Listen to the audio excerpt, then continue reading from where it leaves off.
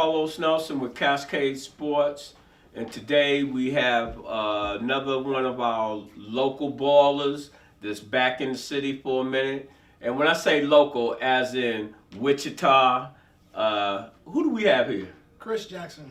Hey Chris, tell our audience a little bit about yourself. I like going back from kindergarten. Gotcha. Talk about how you got involved in sports. Talk about some of the mentors that you had as you were coming up in sports and in life.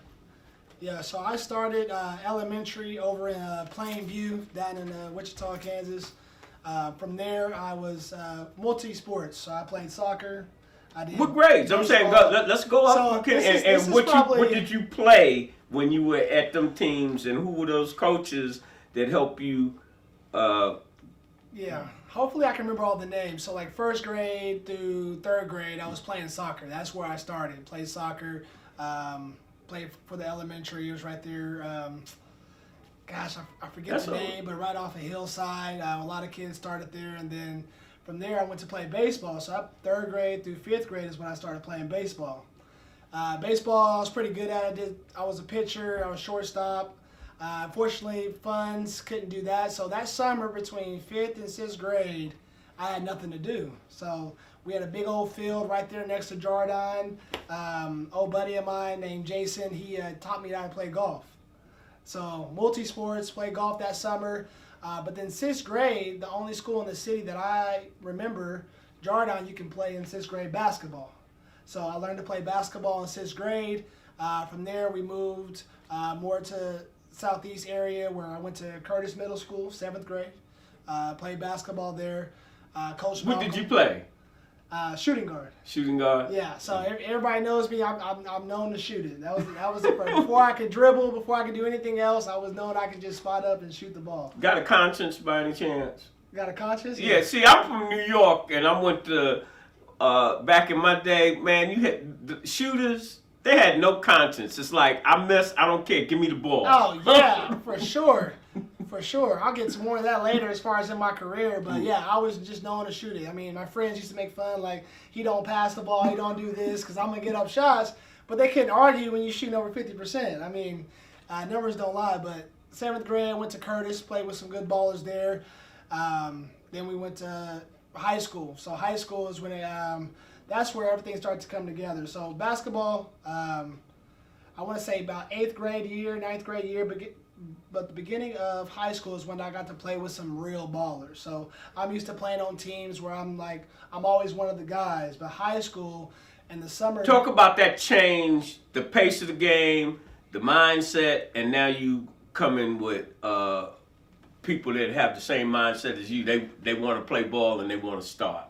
Yeah, so 7th and 8th grade, like you're learning the game. You're learning to play with a team. You're learning to play with certain people, but you're just focused on yourself and just, you're living in the moment, depending on your parents and who you had around you. But once I got to high school, that's where everything changed because now you're playing with juniors and seniors. I mean, that's a 3-4 age gap, and at 13, 12 years old, I mean, you idolize those guys. You're like, man.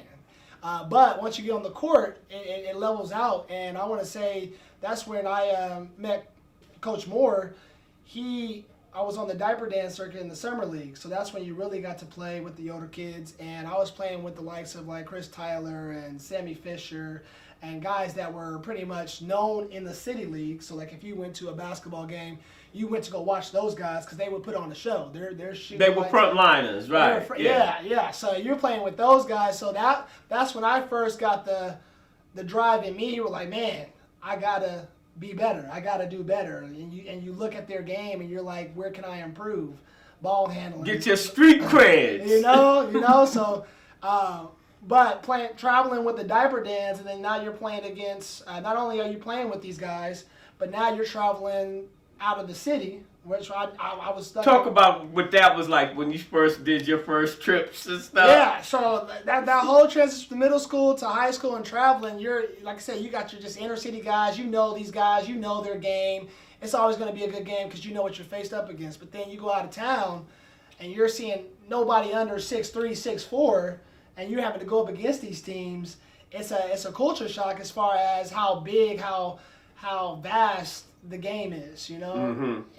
Once you come out of your little fish bowl, Yes. and you don't even be in you be in a stream when you doing that circuit stuff. You haven't got to a river or ocean. Correct. When you get in that ocean, now run it down. Yeah, so when you get to the ocean and you're out there in Kansas City and you're playing against these big players, every game you're like, man, we have to play well because of just the size alone. Not even their game, but once you get on the court, everybody's dunking in warm-ups, windmills. First time I've seen any of that. So, but playing with those older guys, they have seen it. And so their confidence level was here while we're young bucks looking at them like, okay, there's a reason why they were starting and you're coming off the bench because they've been there before. They have the confidence, and that's what you can learn behind. But the nice thing is we went out and we won a lot of those games. And so that built our confidence as the younger group coming in playing with those guys that it comes down to who can win, who can put it all together on the court.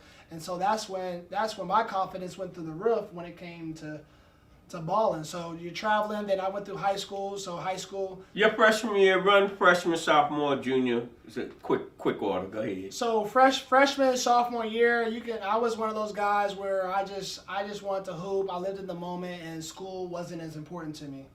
So those first 2 years is when I learned you got to have the grades to play, and that's when I became more of a student athlete because I was just stuck in the moment of just living, no direction. So that's when school became important. So those years, as far as hooping goes, I played my freshman year. I didn't play my sophomore year.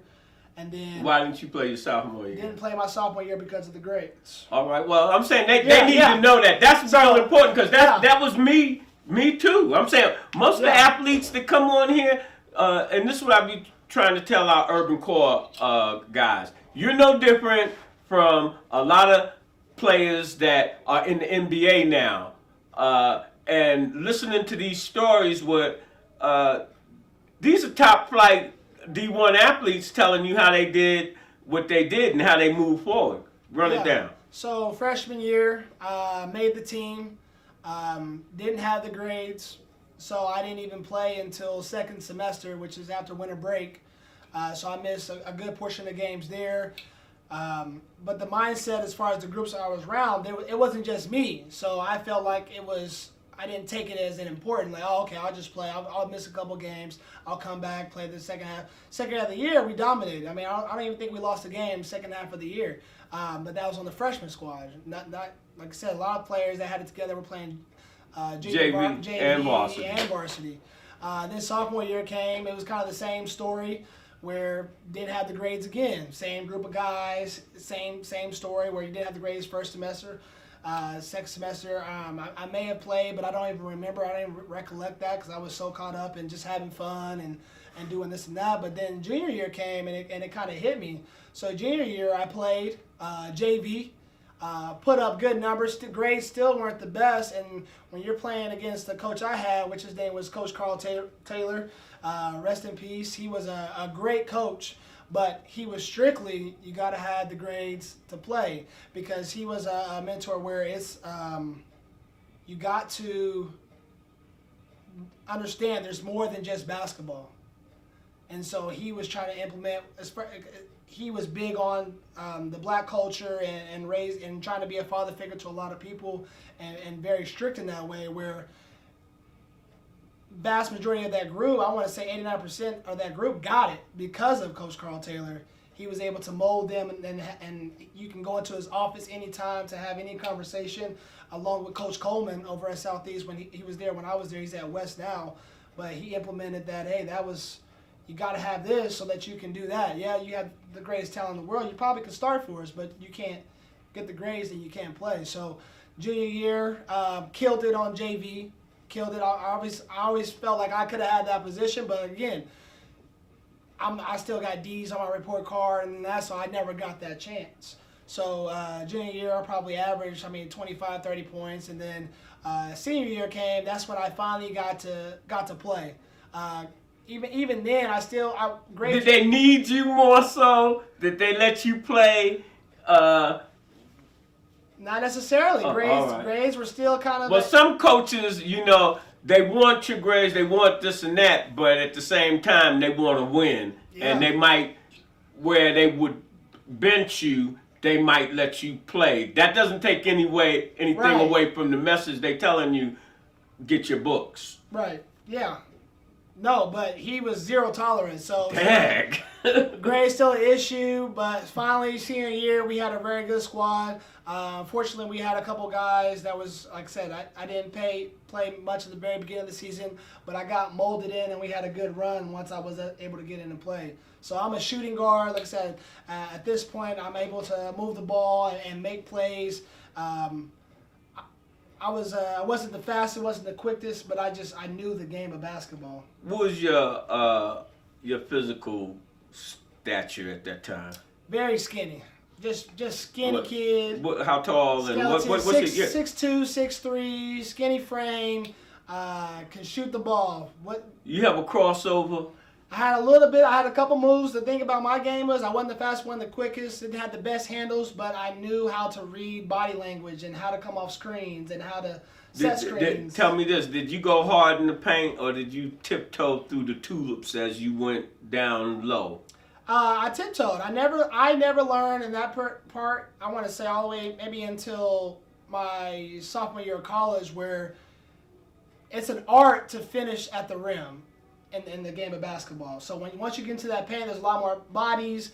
There's a lot of less calls going to be called for you down there just because you're amongst the trees.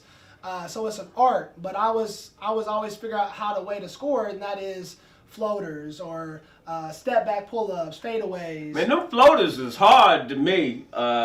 You really got to have a touch. Yeah, yeah. You got to have a touch. But like I said, that was my game from the beginning. So putting the basketball in the hoop was always my specialty. So that sounded like you was silky smooth more than rough and ready. Yeah, I always when I think of my game, I think of my game as like I always think of my game as like a Paul Pierce. Some people would say like a Reggie Miller, but I like Paul Pierce because he doesn't look fast. He doesn't look. He's not gonna, but he knows how to use his body. He knows to come off screens, gets his shot up, and score the basketball. That's kind of what I did in that era. So how'd you get in what looks not playing most of your high school career really on the front line? How'd you get into school? I got into school by just realizing I needed it to play. So once I left for college, that's when I was like, okay, I gotta get it together if I want to play. I'm out here on my own. There's no mom, there's no dad. It's just me. So at the same time, the high school experience and just, you know how a kid, you tell your kid to do something, they don't do it around you, but then they get out and then they're perfect angels for somebody else. That's kind of what it was. I got out of the city.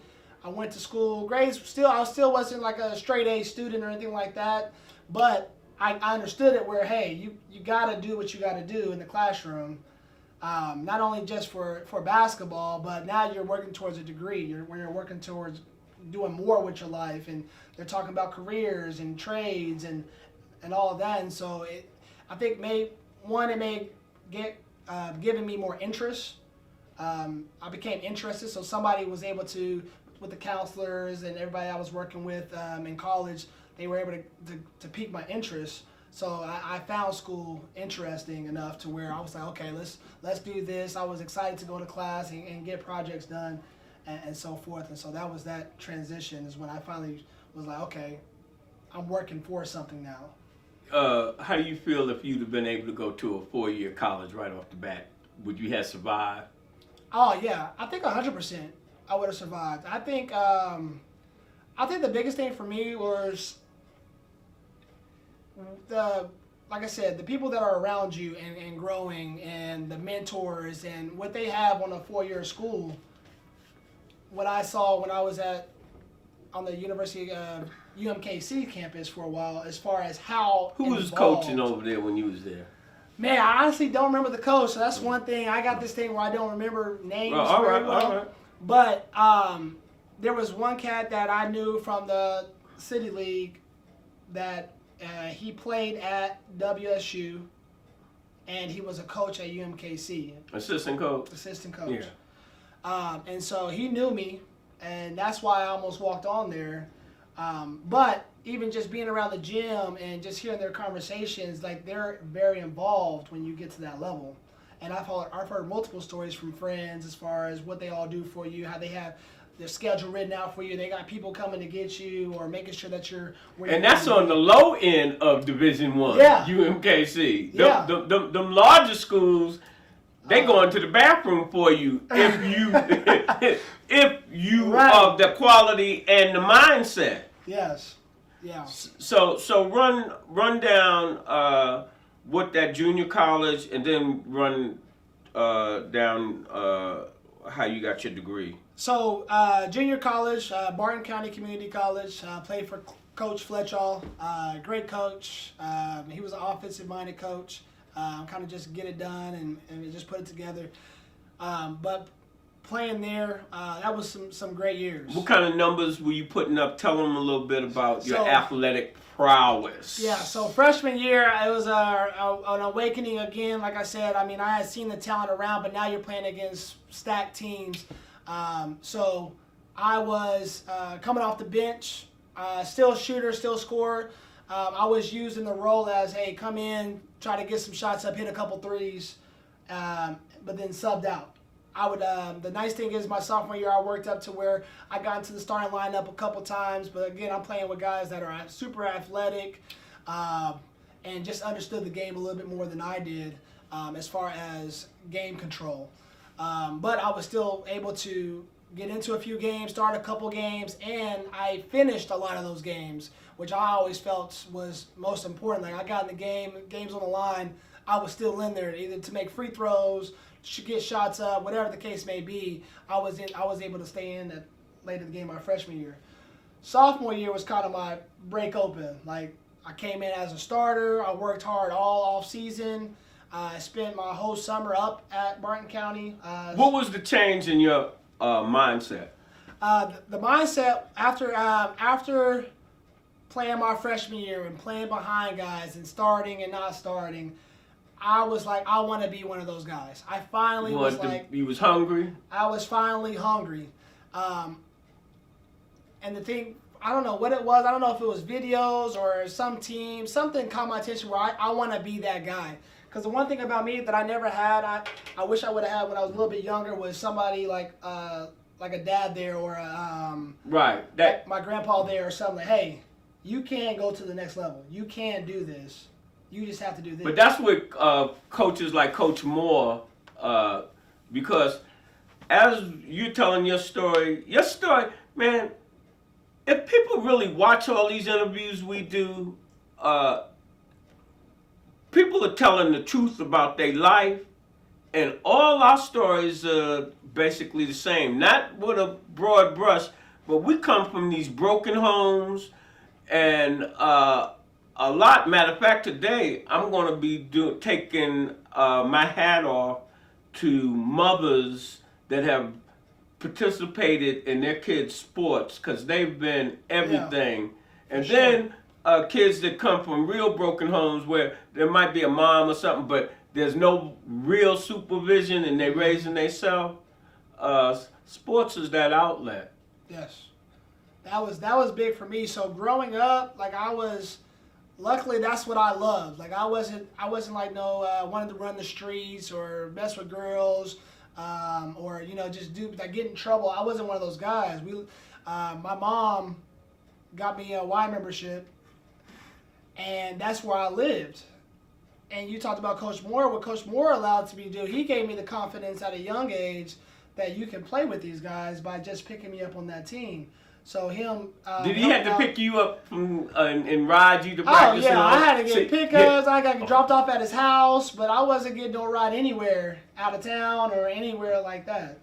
Yeah, that's what coaches that are really, now that you're a young adult, you understand the difference between different types of coaches, even though they might know the X's and O's. Yeah. But the type of coaches we need in our community really are you got to be spending your own money to really even help the athletes. Yeah. That you, even if somebody is sponsoring you. It ain't enough money because when we come, we don't have nothing hardly when we young coming out the hood.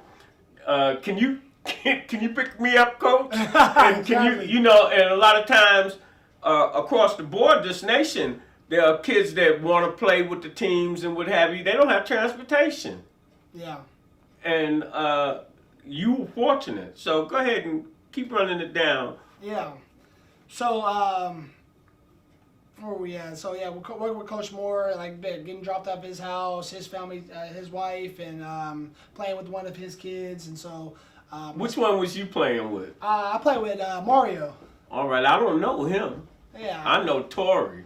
Yeah. So, Tori was a little bit younger, but Mario, he was just stocky. Big like Tori? Always just looked like a linebacker just in the paint. That's Tori. Yeah. So, but it was just great times. But like I said, going through that, what you mentioned as far as not having a ride or not having the funds, I just got into coaching a couple years ago, and I don't even second guess it because I know it's there. Like I'm not asking, or I know what parent I can't go to and ask for that money. So I'm spending more of my energy and effort of where can I get the money from. But picking up players, taking them home, taking them out of town on trips.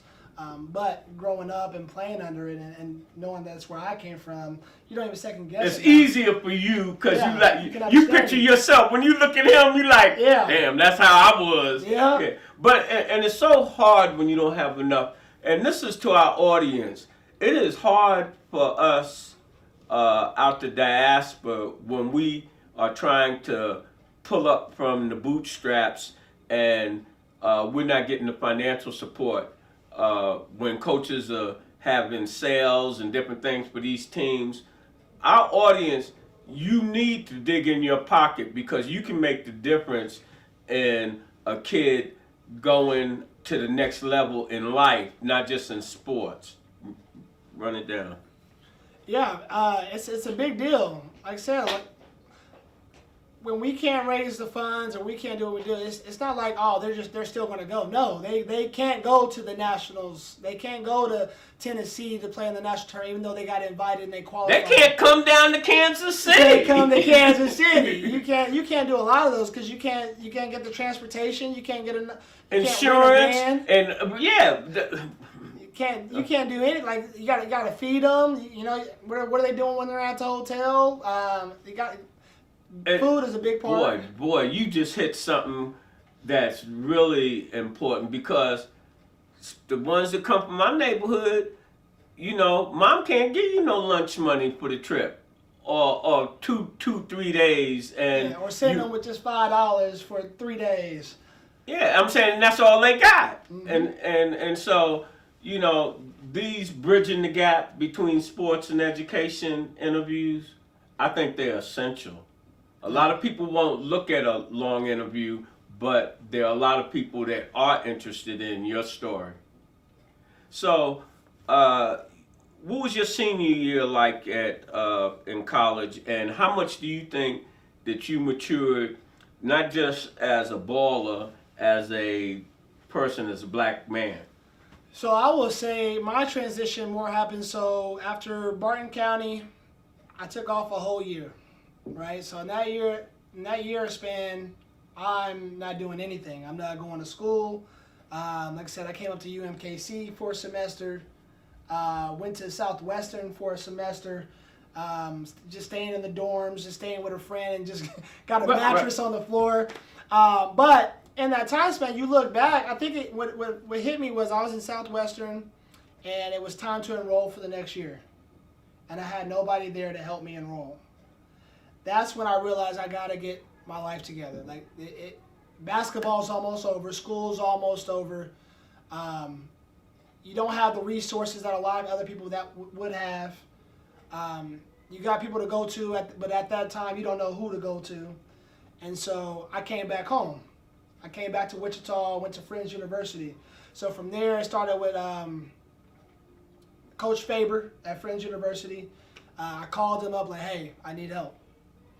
And he finally broke it down to me. But then being back in the city, being back around family, finally going back home, after, like I said, I've kind of got those college years out the way where, you're just young and dumb. But then that moment when I didn't have the help to enroll at the school that I was supposed to go to, and then having to come back home and make the call, I need help, and him picking me up, it gave me the insight that I gotta figure it out, because like I said, ball's almost over, but you got to make money. you gotta have somewhere to live. At this time, at all those places, I was bunking with people. I was sleeping on floors, sleeping on couches, sleeping with my cousin's house, at my aunt's house, had a spare bed. That's how I was moving. But when I came back home, I was like, you know what? I gotta figure this thing out. I gotta get my degree. I gotta start looking at what I want to do for a living. And so I had good help when I went to Friends University as far as mentorship, and then like the counselor helped me as far as what do you like to do, give me an actual quiz of what I would be best for based off of my answers. So I got into the school, I got into the classes that I still use today. And then as far as basketball goes, that's when I had my best year, probably my juniors and senior years. Confidence was through the roof, played with a very good team, played with very good players. I'm playing with Romar Jones, Avery Richardson, Mike Hyde, just a very stacked squad at an NAIA school. And we went on to win 17-1 in conference.